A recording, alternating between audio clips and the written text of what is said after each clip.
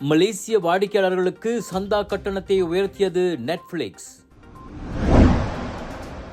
Slim ரீவருக்கு அருகே காரில் 2 million ringgit போதைப்பொருள் பறிமுதல். தம்பதியர் உட்பட 3 கைது.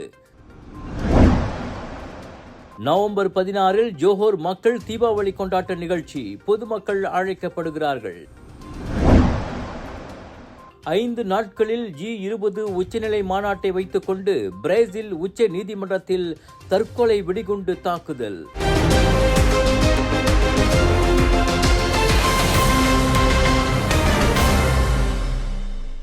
ஸ்லிம் ரிவருக்கு அருகே தமன் ஸ்ரீ ஜெயாவில் உள்ள ஸ்ரீம் பர்டானா வர்த்தக மையத்தில் நிறுத்தி வைக்கப்பட்ட புரோட்டோன் பிரீவே காரிலிருந்து 2 மில்லியன் ரிங்கிட் மதிப்பிலான மெத்தாபெத்தமின் போதைப்பொருள் பறிமுதல் செய்யப்பட்டதோடு ஒரு தம்பதியர் உட்பட 3 கைது செய்யப்பட்டனர். 51.97 கிலோவை கொண்ட அந்த போதைப்பொருள் 50 பிளாஸ்டிக் பொட்டலங்களில் இருந்ததாக புகிட் அமான் போதைப்பொருள் குற்றவியல் விசாரணைத் துறையின் இயக்குநர் கவுகக்சின் தெரிவித்தார். சந்தேக பேர் வழிகளில் ஒருவன் அந்த காரை வாடகைக்கு எடுத்திருந்ததாகவும் விசாரணையில் தெரிய வந்திருக்கிறது. கில்லான் பள்ளத்தாக்கில் உள்நாட்டு சந்தையில் விநியோகிப்பதற்காக அந்த போதைப்பொருள் தாய்லாந்திலிருந்து கடத்தி வரப்பட்டதாக அவர் தெரிவித்தார். கைதான அனைத்து சந்தேக பேர் வழிகளும் அபாயகரமான போதைப்பொருள் சட்டத்தின் கீழ் இம்மாதம் 18ஆம் தேதி வரை விசாரணைக்காக தடுத்து வைக்கப்பட்டுள்ளனர்.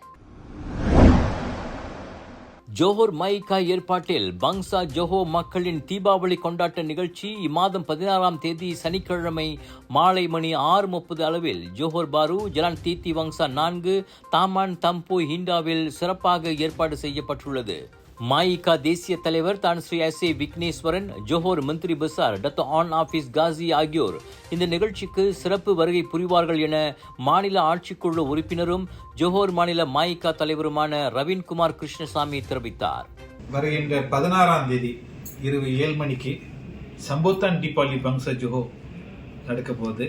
இந்த சம்போத்தான் தீபாவளி பங்சா ஜோஹோ அனைத்து ஜோஹர் மாநில இந்தியன் நம்ம கண்டிப்பாக இந்த நிகழ்ச்சி கூப்பிடுறோம். இந்த நிகழ்ச்சி ஒரு நம்ம குடும்ப நிகழ்ச்சி நடக்க போகுது. இதில் அனைத்து இந்தியர்களும் கலந்துக்கிறோம். யாமா பிரம்மா மந்திரி பசா தேசிய தலைவர் தான் ஸ்ரீ விக்னேஸ்வரன் எல்லாம் கலந்துக்கிறாங்க. இந்த நிகழ்ச்சியில் நிறையா விதமான சாப்பாடு நடக்கும், நிறையா விதமான கலை நிகழ்ச்சி நடக்கும். ஸோ நீங்கள் அடுத்த இந்தியர்களும் கண்டிப்பாக வருகின்ற 16ஆம் தேதி சம்போத்தான் தீபாவளி பங்சா ஜோஹோ நடக்க போகுது. அந்த நிகழ்ச்சி தம்போய் லிட்டே இந்தியாவில் நடக்குது. கண்டிப்பாக நீங்கள் எல்லாரும் வரணும். ஜோஹர் பொது இயக்கங்களின் ஒத்துழைப்போடு நடைபெறும் இந்த நிகழ்ச்சியில் இந்தியர்களின் பாரம்பரிய பண்பாட்டு படைப்புகளும் ஏற்பாடு செய்யப்பட்டுள்ளதால் பொதுமக்கள் திரளாக கலந்து சிறப்பிக்கும்படி ரவீன்குமார் கேட்டுக்கொண்டார். இந்து சங்கம், ஜோஹர் தெலுங்கு சங்கம், ஜோஹர் மலையாளி சங்கம், ஜோஹர் பஞ்சாபி சங்கம், ஜோஹர் இந்திய வாணிக தொழிலியல் சங்கம் மற்றும் அருள்மிகு ராஜ மாரியம்மன் தேவஸ்தானம், தம்போய் ஸ்ரீ முனீஸ்வரர் ஆலயம் ஆகியவற்றின் ஒத்துழைப்போடு இந்த நிகழ்ச்சி ஏற்பாடு செய்யப்பட்டுள்ளதாக அவர் தெரிவித்தார். ஸ்ட்ரீமிங் சேவை தளமான நெட்ஃபிளிக்ஸ் மலேசியாவில் உள்ள வாடிக்கையாளர்களுக்கான சந்தா விலைகளை உடனடியாக உயர்த்துவதாக அறிவித்துள்ளது. இச்சந்தா விலை உயர்வு நெட்ஃபிளிக்ஸின் அடிப்படை, தரநிலை, பிரீமியம் மற்றும் மொபைல் திட்டங்களுக்கும் விரிவுபடுத்தப்படுகிறது. அவ்வகையில் அடிப்படை பேக்கேஜ் தொகுப்புக்கான மாத சந்தா 28 ரிங்கிட்டிலிருந்து 29 ரிங்கிட் 90 சென்னாக உயர்த்தப்பட்டுள்ளது. தரநிலை எனப்படும் ஸ்டாண்டர்ட் பேக்கேஜின் வாடிக்கையாளர்களுக்கு புதிய விலையாக 49 ரிங்கிட் 90 சென் நிர்ணயிக்கப்பட்டுள்ளது. இதுநாள் வரை அவர்கள் 45 ரிங்கிட்டை செலுத்தி வந்தனர். நடப்பில் 55 ரிங்கிட்டை செலுத்தும் பிரீமியம் வாடிக்கையாளர்கள் இனி 62 ரிங்கிட் 90 சென்னை கட்ட வேண்டியிருக்கும். இப்போது 17 ரிங்கிட்டாக இருக்கும் மொபைல் பேக்கேஜ் இனி மாதத்துக்கு 18 ரிங்கிட் 90 சென்னாக இருக்கும். வீட்டுக்கு வெளியே உள்ளவர்களுடன் ஸ்டாண்டர்ட் பிரீமியம் பேக்கேஜ்களை பகிர்ந்து கொள்ளும் வாடிக்கையாளர்கள் அந்த தனிநபர்களுக்கு தலா 13 ரிங்கிட் கட்டணத்தை செலுத்த வேண்டும். இக்கூடுதல் கட்டணம் முதன்மை கணக்கை வைத்திருப்பவருக்கு விதிக்கப்படும். என்றாலும் தங்களின் பேக்கேஜ்களில் ஒரு பகுதியாக நெட்ஃபிளிக்ஸை வைத்துள்ள நடப்பு வாடிக்கையாளர்களுக்கு 2025 மார்ச் 1 வரை கட்டண உயர்வு இருக்காது என தெரிவிக்கப்பட்டது.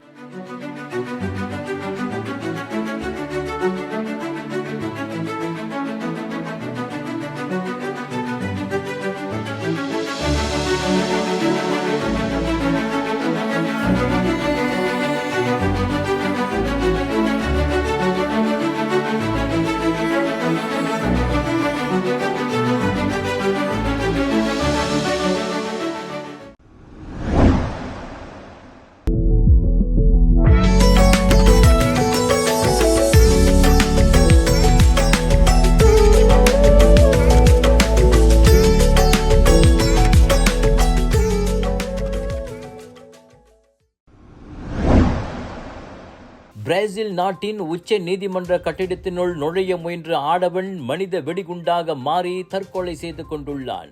புதன்கிழமை மாலை நீதிமன்ற கார் நிறுத்துமிடம் அருகே முதல் வெடிப்பு ஏற்பட்டது. சில வினாடிகள் கழித்து நீதிமன்ற வளாகத்துக்கு வெளியே பயங்கர சத்தத்துடன் இரண்டாவது வெடிப்பு ஏற்பட்ட இடத்தில் உடல் சிதறிய ஆடவனின் சடலம் கண்டெடுக்கப்பட்டது. அடுத்தடுத்து வெடிப்புகள் நிகழ்ந்ததால் உச்ச நீதிமன்றமே உடனடியாக காலி செய்யப்பட்டது. நீதிபதிகளும் பாதுகாப்பான இடங்களுக்கு மாற்றப்பட்டனர். குண்டு வெடித்த நீதிமன்ற வளாகம் பிரேசில் அதிபர் மாளிகைக்கு அருகிலேயே அமைந்திருப்பது குறிப்பிடத்தக்கது. எனினும் வெடிப்புக்கு சில நிமிடங்கள் முன்பாகவே அதிபர் Luiz Inacio Lula da Silva அங்கிருந்து கிளம்பிச் சென்றதாக தெரிவிக்கப்பட்டது.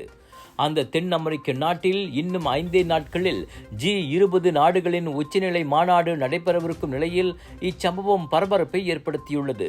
ரியோ டி ஜெனிரோவில் G20 மாநாட்டில் உலக தலைவர்கள் பங்கேற்ற பிறகு தலைநகர் பிரேசிலியாவுக்கு சீன அதிபர் ஜி ஜின்பிங் அரசு முறை பயணமாக வரவிருக்கிறார்.